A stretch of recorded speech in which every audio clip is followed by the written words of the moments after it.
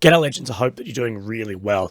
Now, firstly, before we get into the maps, I will have to apologise that the daily uploads are going to take a hit, as well as the production quality of my videos, probably for the next couple of weeks. You know, it's just me, I don't have editors or writers, or I don't pay anyone else, it's just me.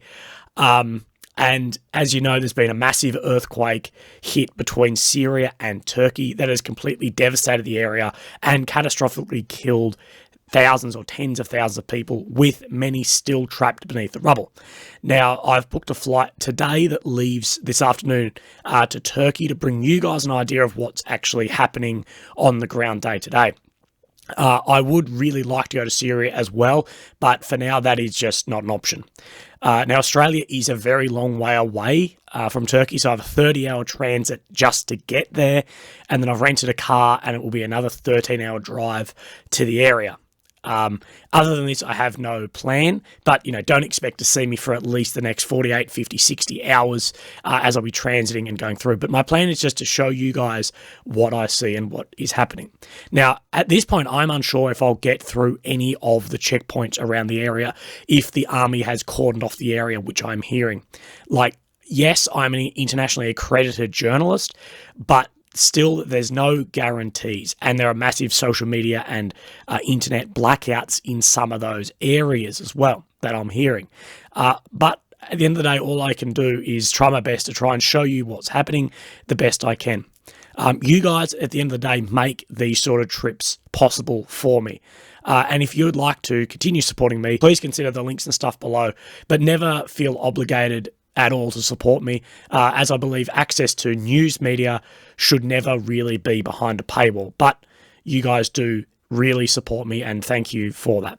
Now, let's jump onto the maps. Now, you'll also have to bear with me. I know this video is full of apologies, but Deep State, which I find is probably one of the better maps, hasn't updated today. But there are some major shifts on the ISW and Live UA map.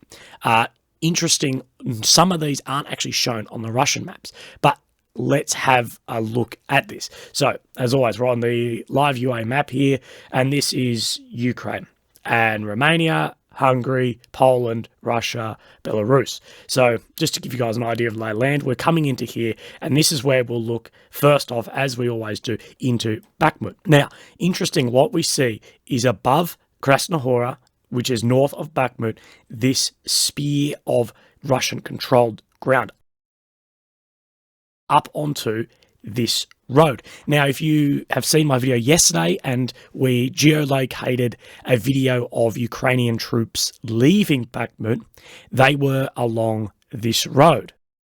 And this is showing that there is Russians right up onto this road, as well as this spear on the southern side coming right up onto this road here on Chasiv Yar, essentially creating one way in, one way out for Bakhmut. If these roads, well, this one we know is under fire control. This one I'm assuming is under fire control. So there's only going to be really one major route in and out. And this is some level of encirclement. Some are saying this is a cauldron and a full, essentially a encirclement of the area. And that is a very tough situation. And this in here has only come in the past, has only come in the past 24 hours. Let's have a look on the ISW map. So zooming in on Bakhmut on the ISW map, we see massive claimed Russian control, and yes, equivalents on the north side of Bakhmut. We see that claimed Russian control is completely Krasnohora. Yesterday we only saw like a bubble out here on this map, but it is saying that they've completely taken Krasnohora right up to this road, essentially encircling Bakhmut. Now, interestingly, also on this map, this is showing that they have moved right up to this main service road, right up to the train line, which is running through here. Now, I can't confirm this. This is only claimed control, but at this stage, the only road we're thinking is this one to supply both people in and out. So a very, very tough situation in Bakhmut, however the map actually looks on the ground. Let's have a quick look at the pro-Russian map. And the funny thing is, on this map, is it's actually not showing this claimed control up around this road, which is interesting. But that said, if the pro-Ukrainian, sort of pro-Western maps are showing it, I would tend to believe that it probably is in here, as they will be more conservative towards Russian gains, and this one will often go over the top with the gains. So very interestingly, that's not shown. As well as the image I showed you actually first, these are images Russia has released of how Bakhmut looks. So this is now Bakhmut, according to the Russians. And as you can see, just the sheer devastation of these buildings. And that is a horrific sight, that this was a city home to thousands of people, and now it's just ruins on the ground. It's almost similar to Mariupol. Also, Ukraine General Staff are saying that there are continuous assaults on the cities of Bakhmut, where we're looking, Liman, Kupiansk, and Avdiivka. So, look, let's have a look first at Kupiansk. So Kupiansk is here. Russia. This was Russian-controlled territory at one point.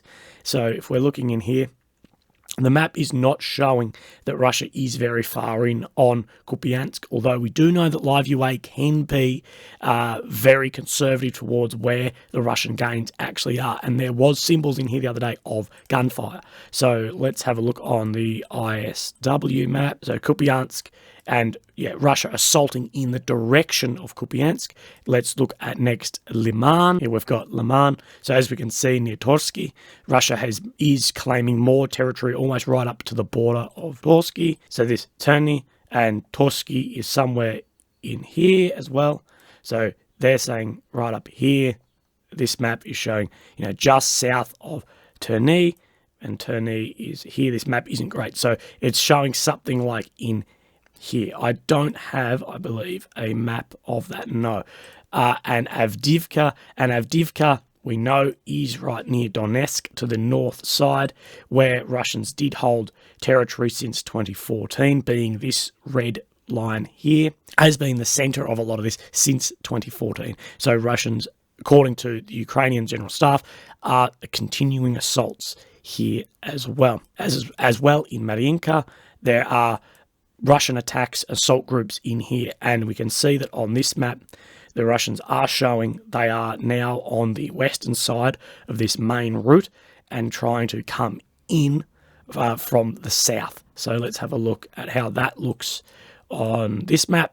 So we know that the Russians are in here from the Deep State map a few days ago, and they're saying they're on this side of this sort of main route, allegedly, and trying to take more ground here. And this has been a long time that they've been moving through Mariinka. Right. Okay, well, Russian-controlled territory, Russian-claimed territory on Mariinka is looking significantly different on the ISW map. So if we look at sort of this, where this road parts in two and this bridge, and try and line it up here. So road parts in two and this bridge, the claimed Russian control, and this is just claimed, remember this, is right up to the western side of this bridge. So they're claiming that they're up in here. But even the Russian source, as of today, is saying, so this is that V in the bridge here. So this is the bridge, the V is in here. The ISW is saying Russians claiming here, where this Russian map is only claiming this territory. So it's probably somewhere in between the two. But as we can see, this is what Mariinka is looking like as well. I don't really know why the Russian channels would share this on there, because, well, this wouldn't look like that unless you're attacking those areas. But I think that's something interesting. And that is the end of our maps today. Now, Volodymyr Zelensky today made a surprise visit to the United Kingdom, where he has repeatedly called for the UK to supply fighter jets to Ukraine. He gifted the helmet of a Ukrainian fighter pilot, inscripted, "We have our freedom, give us wings to protect it." Asking for fighter jets, he also requested for the UK and the West's most advanced fighter jet, the F-35. A plane which NATO countries can't even get their hands on. There's been a big fight with Turkey over NATO not supplying these jets to Turkey, as they are on the pinnacle of military technology. Prime Minister Sunak has said nothing is off the table. The UK Defence Secretary Ben Wallace says investigating what jets we might be able to give, but to be clear, this is a long-term solution. We have spoken before how if pilots of Soviet-era airframes receive training in Western jets, it is going to be a very long process. It could easily be a year or more. That said, reportedly, the Prime Minister of the United Kingdom confirmed that the UK would begin training Ukrainian Marines and fighter pilots on fighter jets, but did not state the type of airframe. After a day in the UK, Zelensky landed then in Paris to meet Macron and Scholz from France and Germany to discuss further support, although not much has come out about what that was actually for.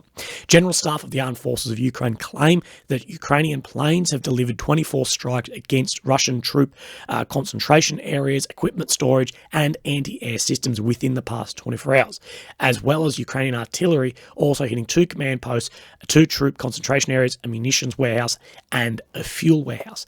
And this again is showing that those planes working in those areas does mean that Russia has still failed after almost a year to gain complete air superiority. We know that the air control is in Russia's favour, but they definitely do not have air superiority. So look, legends, I know this might be a short one, but thank you so much for all the support. I'll see you guys in a couple of days, and if you want to support me and what I'm doing to bring you guys free media the best that I can, please consider the links below. But otherwise, look after yourselves, and I look forward to checking in with you guys in a couple of days. Thank you very much. Bye.